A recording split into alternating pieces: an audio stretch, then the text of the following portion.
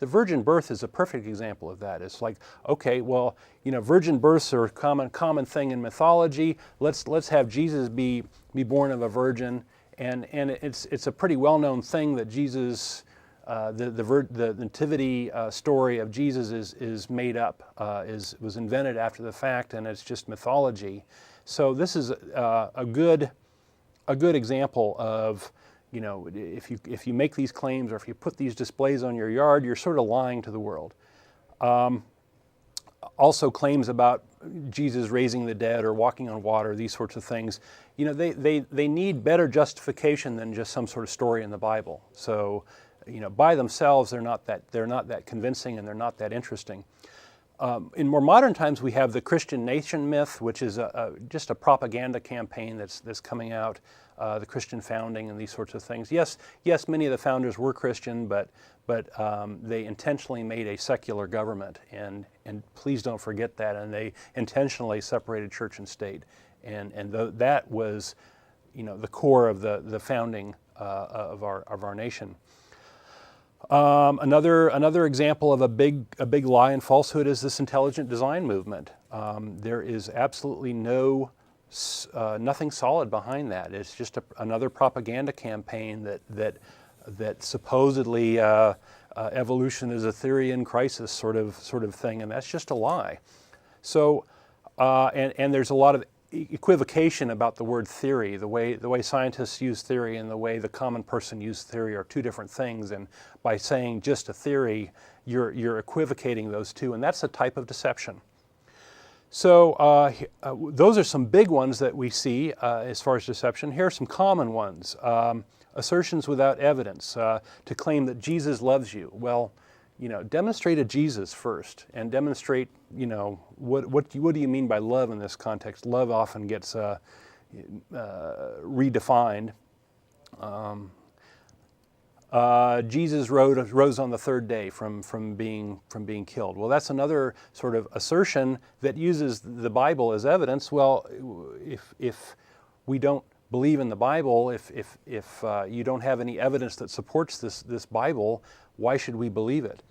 Another one we hear often is AIDS is God's judgment against gays, or whatever weather phenomenon is against gays or against whatever. You hear those sorts of things, and it's just a bunch of BS, right? Because you don't have any evidence of your God, and here you are trying to attribute some behavior of this non-existent thing, or probably non-existent thing, to weather, which really has no rhyme or reason to it. Haiti made a pact with the devil. Pat Robertson said that recently. This is just BS, is really the category this is. As far as biblical interpretation, people love to project their own beliefs onto the Bible and say, oh, the Bible agrees with me, therefore God says this.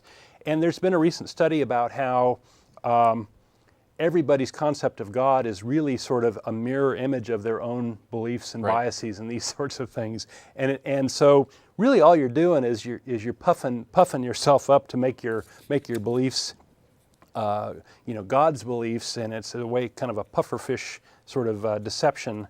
And why should we believe you if one person's belief is this and another person's belief is the opposite of this? You sort of cancel each other out. There's obviously not a God there. You're just sort of making it up. Another tactic you see in this area is saying, oh, well, what's the likelihood of a single-celled organism popping into existence out of nowhere, and gee, how unlikely is it? But what they're not doing, and where they're being dishonest, is they're not comparing the likelihood of God popping into existence out of nowhere. So there's not a valid comparison. Just because something is unlikely doesn't mean it's impossible. And if you're going to look at likelihoods, you've got to do due diligence and compare it to the likelihood of the thing you're asserting is more likely. So these are some of the ways that we see deceptions and falsehoods propagated, and you often hear these early in arguments where people will just make claims, and then the atheist will have to back up. He'll have to ask them, why do you believe that, or what's your evidence for that, and so on. when you get into a more sophisticated argument, and the more sophisticated apologists, they start to stringing together logical arguments. And so there's some fairly famous arguments for the existence of God. There's the teleological argument, the cosmological argument, the ontological argument, and these sorts of things. And all of them, TAG, right? The transcendental argument is another one we've tangled with. Every last one of them suffers from the problem of logical fallacies, where, here's an example. Don is a man, I'm a man. Men are fallible, all men are fallible. Okay, that would be the second argument, and then you might come to the conclusion God exists. So that would be a notion of a logical fallacy. You arrive at the conclusion you want, but the steps just don't add up, right? So that's kind of Logical Fallacies 101, and it turns out that you might start with some facts that are true, but the conclusions you reach from them are false because you've missed a step or you've done this, and you can think of these as sophisticated lies. They're lies that look like you're reasoning well, but in actuality, you dig it down a little bit and they're false. And so we see a lot of these. A common one is an argument from popularity. Something like, oh, well, everybody believes in God, therefore God must exist. That's an argument from popularity. A lot of people believe in God, therefore it must be true. Well, the truth of something doesn't matter who believes it, right? It's not a popularity contest. And a counter example of this is a lot of people believe the earth was flat at one time. That doesn't mean it was flat then, and it doesn't mean it is flat now. It never has been flat. So who cares, right? It doesn't matter whether a lot of people believe it. Another one is called false dichotomy, where you hear that in the famous lunatic, liar, or Lord. I forget who brought that up. C.S. Lewis. Okay. C.S. Lewis. So is Jesus a lunatic? Is he a liar? Is he a Lord? And there's a long, complicated description. He can't be any of those, so he must be Lord. Well, this is actually a false trichotomy, right? Because there's three options given, but a fourth one might be legend, right? So legend is conspicuously absent from this list, and it turns out that that's the most likely one. And so it's a bit of a mind game where you're saying, well, you got to choose between these two or three things, and the real choice is not even presented to you. And so that's a bit of a thing. Another one we see all the time is shifting the burden of proof.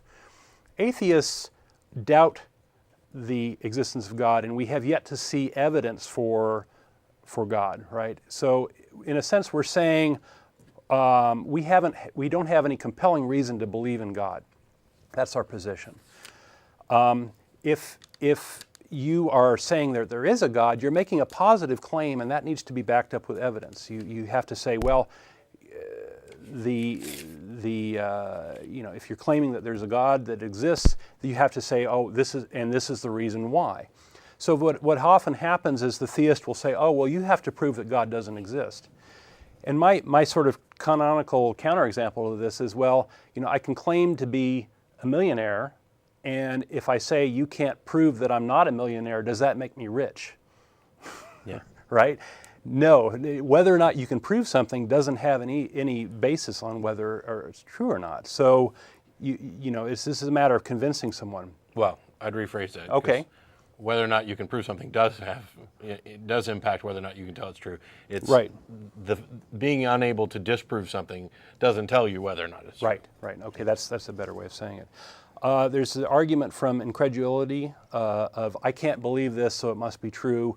So there's a whole mess of these, and I think that atheists learn these, and I think that a serious atheist gets to know these logical fallacies and gets to recognize them because they come up all the time in like advertising and politics and these sorts of things. And in a weird way, I think atheists are better off for this sort of thing. We're more aware of these ways of manipulating people, and we're kind of on top of that. We still make mistakes, right? I make mistakes all the time, but I think I'm better equipped than a lot of folks to recognize these sorts of things and so on. So the third one I want to talk about is often when the theist gets frustrated and can't make any sort of reasonable argument anymore, they get frustrated and they start with the emotional manipulation. Well, God's going to get you. is kind of often where it goes. And this is in the category of emotional manipulation and thuggery. And it's a plea to believe in God or Jesus for emotional reasons, which is a terrible reason to believe for anything. God, the existence of God or Jesus or whatever does not depend on your mental state, right? If he did, then we could just say that these things are a figment of my imagination and we'd be done, right? So reality doesn't depend on your emotional state. This is just a way of bullying somebody, and it's also fundamentally dishonest. So if you haven't gotten it yet, all three of these mechanisms, all three of these pillars of apologetics are dishonest, and therefore there's nothing there. See, and religion is rich with emotional undertones. You know, you can think of the emotional associations we have with God. Well, we fear God because he's a big bully, a big thug. We can feel hate of the non-pious and non-believers. That's a common thing. You know, people that aren't kowtowing to the same God. We can be in awe of the power of God. We can feel threatened, or we can feel like we're going to get a reward. God is the judge. We also can feel this notion of fatherhood or being a subject of a lord. So all of these are kind of rich emotional feelings that you feel with God, and these are ways that people get manipulated by this notion of God, is because of all these emotional connotations. With Jesus, it's kind of the opposite. You feel there's a strong association with love and love of humanity. There's an association of guilt, of feeling empathy for Jesus' suffering and the sort of guilt or whatever. There's idolization for how he supposedly dealt with the poor and these sorts of things. So it's almost like a good cop, bad cop thing, you know. No matter what emotion you have, you can either associate it with God or Jesus, and it's almost like a codependent sort of thing, you know. Jesus loves you, but God thinks you're a wretch that needs to be tortured, and Jesus and God are the exact same thing, and it's just very odd, sort of mind's fuck as far as I can tell. So and the frustration isn't limited to theists at all. Frustration is a human trait, and I think I'm a perfect example of somebody who's demonstrated that, you know, being able to get frustrated over and over again. Yeah. And actually, if I can pause for a second, there's a call that actually deals with that. So it's like right in the middle. Okay. We've got Pedja from Germany. Oh, hi. Hi. Yeah. Well, first of all, I just wanted to say thanks to Matt and all the other guys for the show. Just 5 minutes ago, I used Matt's "You're More Moral Than God" approach, and when I kind of hit the wall, and I wanted to talk to you about the those three pillars you said that they can be pretty strong. I mean, at some point, I just get into this like I'm hitting the wall with someone. It's like they just don't get that 2 + 2 is 4. Yeah. And you know, I know Matt's approach is usually to hang up. Yeah. But, See, I mean, I'm wondering, do you have any, you know, like any advice what to do with them? You know? Yeah. How do you handle people who just don't get it? Yeah. And this goes to what I was talking about regarding frustration. I am frustrated by people who refuse to argue honestly, who want to just move on to the next argument and not acknowledge that their initial point had been refuted. People who constantly repeat, they're just not grasping that I've come up with something that refutes their argument. They just move on to another analogy that's the same as the one before. Yeah, there's a moving target. It drives me crazy. Tactic. And on occasion, perhaps on too many occasions, perhaps not, I'll just tell them they're an idiot and hang up.